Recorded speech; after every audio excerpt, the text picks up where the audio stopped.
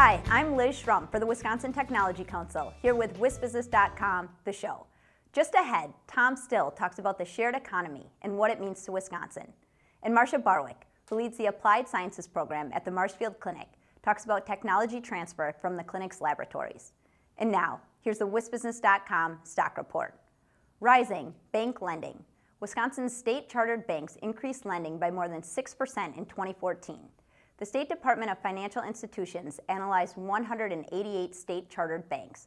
Total loans and leases were up almost $2 billion from 2013. More than half of state-chartered banks increased their year-over-year earnings in 2014, and more than 96% were profitable.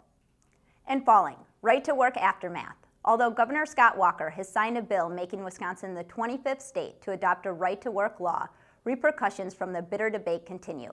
A Minnesota lawmaker has invited 2 Wisconsin construction companies to move to the Gopher State, where the rules are clear about how unions and companies work together. Also, a leading Republican lobbyist has warned the GOP about alienating so-called Reagan Democrats who once identified with the party. And now, here's Tom Still with his Inside Wisconsin commentary.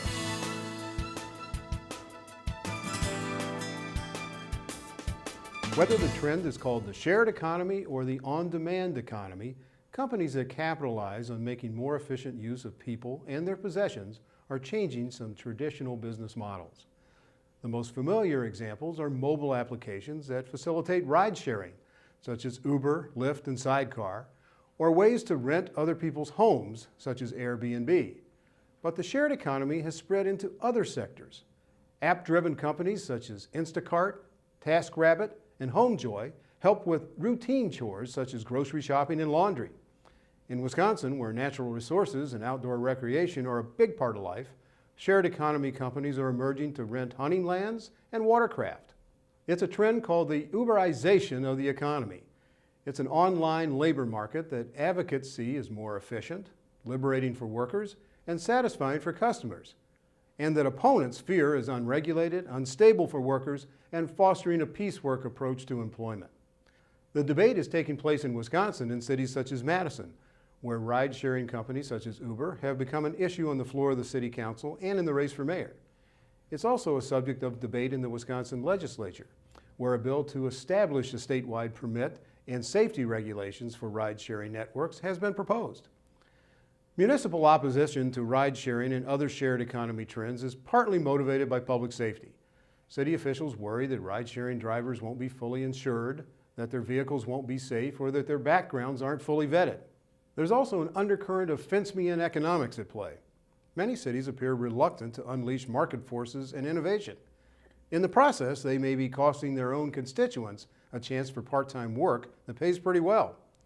A recent report by Princeton economist Alan Kruger noted that Uber had 160,000 drivers working regularly in the United States at the end of 2014.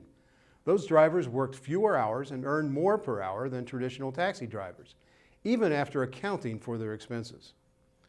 Cities that want to stand out as innovation hubs to the rest of the country and the world should walk the walk as much as possible. That means accepting the fact that the shared economy is here and growing. Protecting public safety is one thing, hiding behind it is quite another. We're back with Marsha Barwick, Director of Applied Sciences for the Marshfield Clinic. Welcome to the show, Marsha. Thanks so much. It's my pleasure to be here.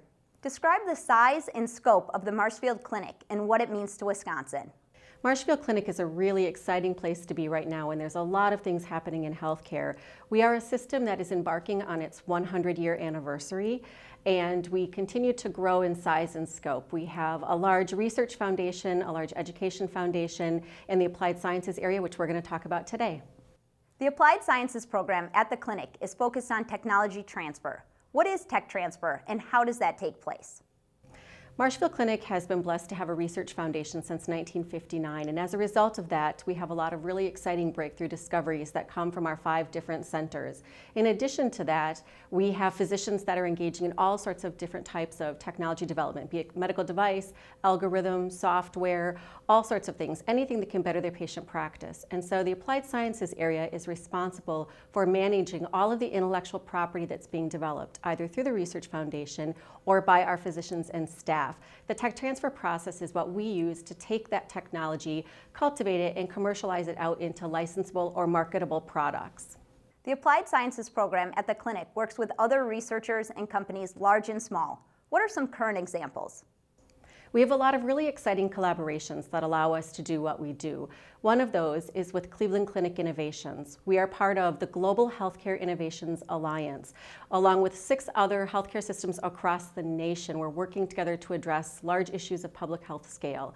We also have collaborations with NIH, various different other granting opportunities, family foundations, and we do a lot of work with industry. So we work really hard to bring together all of the different pieces that make for a good ecosystem. Thanks, Marsha, and thank you for watching this edition of WisBusiness.com, the show. The show is produced by WisBusiness.com and the Wisconsin Technology Council, and sponsored by Whitehurst Beck Dudek, MG&E, and UW-Milwaukee. Visit our websites to read and learn more. I'm Liz Schrum of Talent But Executive Search. See you next time.